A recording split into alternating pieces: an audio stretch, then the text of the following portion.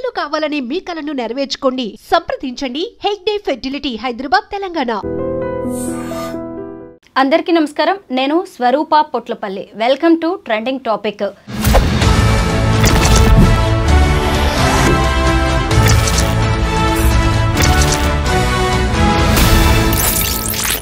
చేతికి అందుకు వచ్చిన ఆడపిల్లలు తల్లిదండ్రుల కలలను కల్లలు చేస్తూ అనంతలోకాలకు వెళ్ళిపోతున్నారు.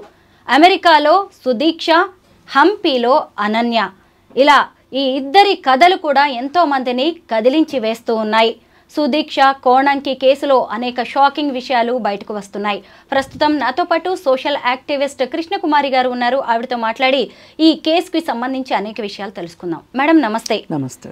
సుదీక్ష కోణంకి, అలాగే డాక్టర్ అనన్య, వీళ్ళిద్దరు కూడా అసలు జీవితం పట్ల ఎంతో ఆశలున్న పిల్లలు. తల్లిదండ్రులు కూడా వాళ్ళ మీద ఎన్నో ఆశలు పెట్టుకున్నారు. అలాంటి పిల్లలు ఇలా అర్ధాంతరంగా అదృశ్యం అయిపోయారు. ఏమంటారు ఈ కథల గురించి మీరు?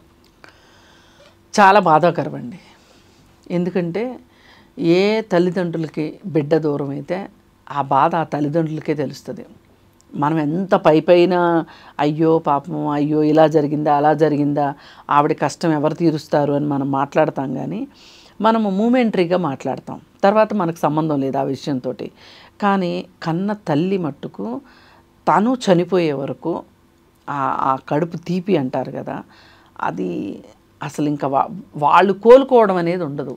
పైకి కోలుకున్నట్లుగా పైకి కనిపిస్తారు, కానీ వాళ్ళకి ఏదో ఒక సందర్భంలో ఆ కొడుకు ఆ కూతురు గుర్తొస్తూనే ఉంటారు. ఇంకా అది దాన్ని అలా అక్కర్లేదు, అలా కాదు ఇలా కాదు అని మనం మాట్లాడినంత మాత్రాన ఏదో ఉపశమనానికి ఆ నిమిషానికి పనికొచ్చే మాటలే, కానీ వాళ్ళు దాని నుంచి వాళ్ళ జీవితంలో కోలుకోలేరు. పైగా జన్ ఫిలాసఫీలో కూడా ఒకటి ఉంది. అత్యంత బాధాకరమైన విషయం ఏంటి ఈ ప్రపంచంలో అంటే తల్లిదండ్రుల ముందే పిల్లలు పోవటం. ఇది ఎందుకంటే మామూలుగా ఏంటి, ఫస్ట్ తల్లిదండ్రులు చనిపోతారు, తర్వాత పిల్లలు పెద్దవాళ్ళు అయ్యాక వీళ్ళు చనిపోతారు, ఆ తర్వాత వాళ్ళ పిల్లలు పెద్దవాళ్ళు అయ్యాక వాళ్ళు చనిపోతారు. ఇది మనం ఒక క్రమంలో వరుస క్రమంలో చూస్తాం, జీవిత విధానానికి చూస్తాం. అంటే నిండు నూరేళ్ళు అంటాం. మరీ నిండు నూరేళ్ళు ఉన్నా ఉండకపోయినా 60 ఏళ్ళు 70 ఏళ్ళు 80 ఏళ్ళు బతుకుతారు ఎవరికి తోచినంత. మరీ 60 ఏళ్ల లోపు లేకపోతే 65 ఏళ్ళు ఆ ప్రాంతంలోనూ చనిపోతే ఇప్పుడు మనకి లైఫ్ ఎక్స్పెక్టేషన్స్ కూడా పెరిగినాయి, లైఫ్ స్పాన్ కూడా. ఈ పరిస్థితుల్లో ఏంటంటే మనకి 70 ఏళ్ళు అంటే కూడా చిన్నవి అనుకుంటున్నారు. ఒకప్పుడు 70 ఏళ్ళకి చనిపోతే ఆ వృద్ధుడు అనేవాళ్ళు. సరే, ఏది ఏమైనప్పటికీ ఇలా చనిపోవడం మటుకు బాధాకరం.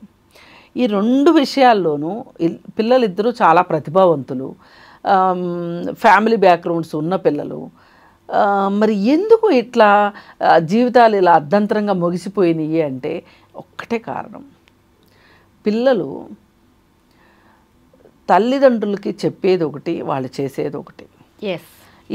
ఇది పిల్లల్ని ఒక రకంగా, వీళ్ళిద్దరు చనిపోయారని కాదు, మనం ఇదంతా మాట్లాడేది ఎందుకు అంటే బతికున్న వాళ్ళకి ఏదైనా కనువిప్పు కలుగుతుందా అని మనం మాట్లాడతాం.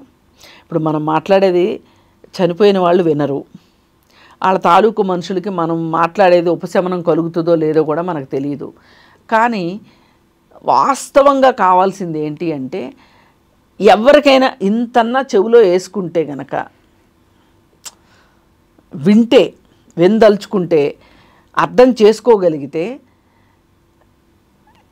యంగ్ జనరేషన్ ఏం ఆలోచించాలి అనేదే ఇక్కడ పాయింట్. ఈ యంగ్ జనరేషన్ ఏం ఆలోచించాలి అంటే, నేను ఇప్పుడు ఒక పని చేయబోతున్నా, దీనివల్ల నాకేమైనా అపాయం జరుగుతుందా, నాకేదైనా ప్రమాదం జరుగుతుందా, నేను చేసే పని కరెక్టా కాదా, చట్ట వ్యతిరేకం అవునా కాదా, ఇలా ఒక 4-5 రకాల ఆలోచనలు కనుక వచ్చాయనుకోండి, వాళ్ళకి ప్రమాదం జరగదు, వాళ్ళు తప్పు చేయరు, వాళ్ళు నలుగురిలో అనవసరంగా మాటలు పడరు. ఇవన్నీ చూసి తల్లిదండ్రులు ఏడవకుండా ఉండాలి అంటే ఒక్కటే మార్గం, మీరేం చేస్తున్నారు మీకు క్లారిటీ ఉండాలి. మీరు ఎవరితో ఉంటున్నారు, ఎవరితో ఉంటున్నామో వాళ్ళు ప్రమాదకారులు కాదు అనే క్లారిటీ ఉండాలి. అలాగే మనం ఏమి నష్టపోతాం ఈ పని చేసినందువల్ల అనే దాని విషయంలో క్లారిటీ ఉండాలి. అలాగే నా జీవితంలో నాకున్న లక్ష్యం ఏంటి, ఆ లక్ష్యానికి నేను చేయబోయే ఒక అది ఎంటర్టైన్మెంట్ అనండి, హ్యాపీనెస్ అనివ్వండి, లేకపోతే చిల్ అనివ్వండి, ఇప్పుడు చాలా మాటలు వచ్చేసేసినాయి కదా, హ్యాంగ్ అవుట్ అవ్వటం, ఏదన్నా చెయ్యండి మీరు. కానీ ప్రతిదానికి ఒక లిమిట్ ఉంటుంది, ప్రతిదానికి ఒక లిమిట్ ఉంటుంది. ప్రమాదంలో పడని స్థాయి ఒకటి ఉంటుంది. అమెరికా అయినా అనకాపల్లి అయినా అపాయం ఒకే రకంగా ఉంటుంది. ఎందుకంటే మనం వెళ్ళిన ప్రదేశంలో అది మనకి అపాయం జరిగిన ప్రదేశం అవునా కాదా అనేది చూసుకోవాల్సిన బాధ్యత మట్టుకు మనదే. కనీసం తల్లిదండ్రులకి సరైన ఇన్ఫర్మేషన్ ఇస్తున్నామా, మనం ఎవరితో వెళ్తున్నాం, మనం ఆ వెళ్ళే వ్యక్తులు మనకేదైనా డేంజర్ ఉంది, ఏదైనా అపాయం ఉంది అంటే వాళ్ళు మనల్ని రక్షించే వాళ్ళేనా, అసలు మనం చేస్తున్న పని కరెక్టేనా, అసలు ఇవన్నీ ఆలోచించుకోవాలి. ఇప్పుడు ప్రమాదకరము అన్నప్పుడు పక్క వాళ్ళు రక్షించలేదు అనేది కూడా మనం అనలేము. అసలు మీరు ఆ ప్రమాదంలోకి వెళ్లకుండా చూసుకోగలిగిన పరిస్థితులు ఉన్నప్పుడు కొత్త ప్రదేశానికి వెళ్తున్నాం, ఏ ప్రదేశం ఏంటి అని, దాని టోపోగ్రఫీ ఏంటి, దాని జియోగ్రఫీ ఏంటి, దాని హిస్టరీ ఏంటి అనేది చూసుకోవాలి. అసలు ఎందుకు వెళ్తున్నాం.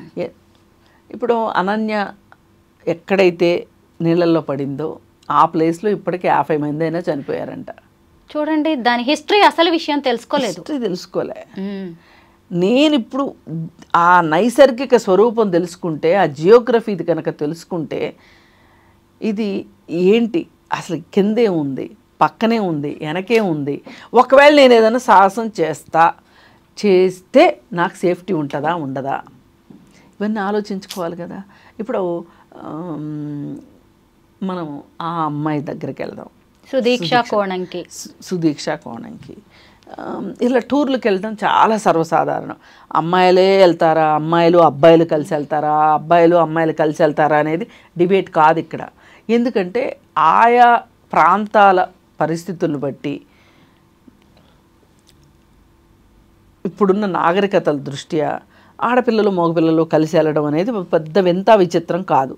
కలిసి వెళ్ళినా కానీ మనము చూసుకోవాల్సింది ఏంటి, ఇక్కడ నేను ఉన్న ప్లేసు సేఫ్టీయేనా కాదా, నాకు చుట్టూ ఉన్న వాటి వల్ల ఏమన్నా సేఫ్టీ ఉండదా, లేకపోతే నేను వెళ్ళిన మనుషుల వల్లే నాకు సేఫ్టీ ఉండదా, ఇలాంటి ఆలోచన అయితే ఉండాలి, ముందు చూపు ఉండాలి. లేకపోతే గనక ఇలాగే జరుగుతుంది. సుదీక్ష కోణంకి సంబంధించి 2 వీడియోస్ బయటకు వచ్చాయి మేడం. సుదీక్ష, ఆమెతో పాటు ఇంకో 3 అమ్మాయిలు ఉన్నారు, ఇంకో 2 ఫారినర్స్ అబ్బాయిలు ఉన్నారు. వాళ్ళు ఈ 6 కలిసి ఒక రిసార్ట్స్లో వెళ్తున్న నైట్ టైంలో వెళ్తున్న విజువల్స్ బయటకు వచ్చాయి. అలాగే సుదీక్ష ఇంకొక అబ్బాయి కలిసి ఆ అలల్లో తిరుగుతున్న విజువల్స్, అలల్లో కొట్టుకు వెళ్తున్న విజువల్స్ కూడా మనకి బయటకు వచ్చాయి. అసలు ఆ తల్లిదండ్రులు కానీ ఎవరైనా చూసి ఎంత బాధపడాల్సిన విషయాలు ఇవన్నీ కూడా ఎవరు వీటిని సమర్థించేలాగా కూడా లేవు. ఇంకొకటి, అసలు సుదీక్ష తల్లిదండ్రులు మీడియా ముందుకు వచ్చేసి మా అమ్మాయి అదృశ్యమై ఇప్పటికే 2 వారాలు గడిచిపోయింది, ఇక ఆమె చనిపోయినట్టుగా ఆయన ప్రకటించండి అని అబ్బా అడుగుతుంటే ఎంత బాధ మేడం తల్లిదండ్రులుగా. అది వాళ్ళకి ఎంత శిక్ష చెప్పండి. అసలు ప్రకటించమని అడగటం కాదు, అక్కడ ఉన్న పరిస్థితిని బట్టి వాళ్ళు డిసైడ్ అవ్వటం కరెక్టు. ప్రభుత్వం ప్రకటించింది అనుకోండి, రేపొద్దున అమ్మాయి వచ్చింది అనుకోండి, ప్రభుత్వం నిర్లక్ష్యం అవ్వదు. సరిగ్గా సర్చింగ్ చేయకుండా అన్లెస్ అంటిల్ డెడ్ బాడీ దొరికే వరకు మనము డిక్లేర్ చేయదు గవర్నమెంట్, పోలీసులు డిక్లేర్ చేయదు, గవర్నమెంట్ డిక్లేర్ చేయదు. ఇప్పుడు ఆ పాయింట్ని లూప్ హోల్ని పట్టుకునే కదా మొన్నవాడు శవం దొరికితే కదా నేను హంతకుండా అంటారు అని చెప్పి ముక్కలు కట్ చేసి మీర్పేట ఘటన అదే కారణం. ఇప్పుడు డెడ్ బాడీ దొరకందే చనిపోయినట్టు లెక్క కాదు, ఎప్పటికైనా కానివ్వండి. అది ఒక మిస్టీరియస్ డెత్గా మిగిలిపోతుంది తప్పితే, మిస్టీరియస్ ఇన్సిడెంట్గా మిగిలిపోతుంది తప్పితే డెత్ అని చెప్పి ప్రకటించరు. సరే మీరు ప్రకటించండి అంటే వాళ్ళ ఆక్రోశం ఏంటి అంటే తల్లిదండ్రుల ఆక్రోశం, కనీసం మా డెడ్ బాడీనైనా మాకు ఇప్పించండి అనేది వాళ్ళ అభ్యర్థన. ఇప్పటికే చాలా సర్చింగ్ జరుగుతోంది మేడం. పైనుంచి ఏరియల్ వ్యూలో డ్రోన్లతో సర్చింగ్ జరుగుతోంది, బోట్స్తో సర్చింగ్ జరుగుతుంది. అమెరికాలో ఉన్న అన్ని రకాల ఎక్విప్మెంట్ని, టెక్నాలజీని వాడుతున్నారు. ఆ అమ్మాయి బాడీ అలా దొరుకుతుంది. అసలు కాదండి, అక్కడ 2 జట్లుగా విడిపోయారు. మొదటి జట్టు వాళ్ళు ఏమనుకున్నారు అంటే ఆమె ఇంకా అక్కడే ఉందేమో, వస్తుందిలే అని చెప్పి సాయంత్రం వరకు వెయిట్ చేశారు. కానీ ఆమెతో పాటు నీళ్ళలో ఉన్న కుర్రాడు ఏం చెప్తున్నాడు, పెద్ద అల వచ్చింది, నేను బయటికి రాగలిగాను, తను రాలేదు అని చెప్పినప్పుడు వెంటనే ఆ సంబంధిత అధికారులతో చెప్పుంటే బాగుండేది కదా. ఒక రెస్పాన్సిబిలిటీ తీసుకొని తను కనిపించట్లేదు, ఇట్లా ఆలల్లో వెళ్ళిపోయినట్టు అనిపిస్తుంది అని వెతికిన తర్వాత ఒకవేళ అమ్మాయి నిజంగానే ఆ పక్కనే దేనికో వెళ్ళి తిరిగి వచ్చింది అనుకోండి, నష్టమేమీ లేదు దానివల్ల. కానీ అతను చెప్పకపోవటం వల్ల ఇవాళ అసలు ఆమె బాడీ కూడా దొరకని పరిస్థితి వచ్చిందంటే అతను సరైన టైంలో చెప్పకపోవటం. పైగా ఈ పిల్లలందరూ చూడండి మేడం, ఎంత డేంజర్ ప్లేసెస్కి వెళ్తున్నారు, అంటే ప్రమాదాలతో ఆడుకుంటున్నారు. అదే అంటే వీళ్ళకి ఉన్న ధైర్యం అదే, మమ్మల్ని ఏం చేస్తుంది, మాకంతా తెలుసు, మమ్మల్ని అసలు ఒకళ్ళు మానిటర్ చేస్తారా, మాకు చెప్తారా. ఎంతమంది అండి గోవా వెళ్ళి గోవాలో చచ్చిపోయింది. సుదీక్ష, అనన్య ఇద్దరు కూడా 20-25 వయసు పిల్లలు. మీరు రజిత మైనంపల్లి గారి కూతురు ఈ అనన్య, మీరు ఆవిడ్ని కలిశారు కదా ఆ తర్వాత. అవును, అసలు ఆవిడ బాధను చూస్తుంటే రజిత గారు ఏడుపు మామూలుగా లేదు. ఆ కూతురు మీద ఎన్ని ఆశలు పెట్టుకుని ఉన్నారు, చాలా ఆశలు పెట్టుకున్నారు ఆవిడ. ఆ అమ్మాయి కూడా జీవితంలో చాలా జీవించింది. అనన్య కూడా మామూలు లైఫ్ కాదు అమ్మాయిది. బ్యాడ్ లక్ అసలు నిజంగా అమ్మాయి మిస్ అవ్వటం. ఎందుకంటే ఆ అమ్మాయి వేసిన డాన్సులు కావచ్చు, నేర్చుకున్న విధానం కావచ్చు, అదేదో టీవీ చూసి తెంగర గంతులు వేయడం కాదు, ఒక గురువు దగ్గరికి వెళ్ళి పర్టికులర్గా నేర్చుకొని ఆ డాన్సులు వేయడము, ఆ ప్రోగ్రామ్స్ ఇవ్వడము, అలాగే పేద పిల్లలకి చారిటీగా చెయ్యడము, ఇలా ఒకటేంటి రెండేంటి ఆ అమ్మాయి జీవితం అంతా మొదలు నుంచి చివరి వరకు ఆ అమ్మాయి పట్టుదల కావచ్చు, ఆ అమ్మాయి ఆ విల్ పవర్ని తక్కువ అంచనా వేయటానికి వీల్లేదు. కాకపోతే ఒక్కటే నాకు అక్కడ ఏమనిపించిందంటే, తల్లిదండ్రులు కూడా మరీ అసలు ఇలా పెట్టుకుని ఉంచుకోవడం కన్నా ప్రపంచాన్ని వాళ్ళకి పరిచయం చెయ్యాలి. ప్రమాదాలను కూడా అంటే ప్రమాదాలు ఇలా ఉంటాయి అనేది ఎంతసేపు మనం ఏం చేస్తామంటే ఏదన్నా ఒకటి నేర్పిస్తే ఈ పిల్లలు ఏమి ఎక్స్పెరిమెంట్ చేస్తారో అని అనుకుంటారు. కానీ పిల్లలు ఎప్పుడు కూడా ఎక్స్పెరిమెంటల్గానే ఉంటారు. ఏది ఏమైనప్పటికీ ఇక్కడ మనం ఒక్కటే మళ్ళీ మళ్ళీ ఎంత మాట్లాడుకున్నా ఒకే ఒక్క విషయం ఏంటి అంటే, పిల్లలు ఇప్పుడు తల్లిదండ్రులు పద్దాక వాళ్ళ వెనక వెళ్ళలేరు, మానిటరింగ్ చేయలేరు. ఇట్లాంటి పరిస్థితుల్లో ఇంత చదువుకున్న తర్వాత కూడా వాళ్ళకి వాళ్ళేం మరీ 8వ తరగతి 9వ తరగతి పిల్లలు కాదు, కాస్త పెద్దవాళ్ళు అయ్యారు.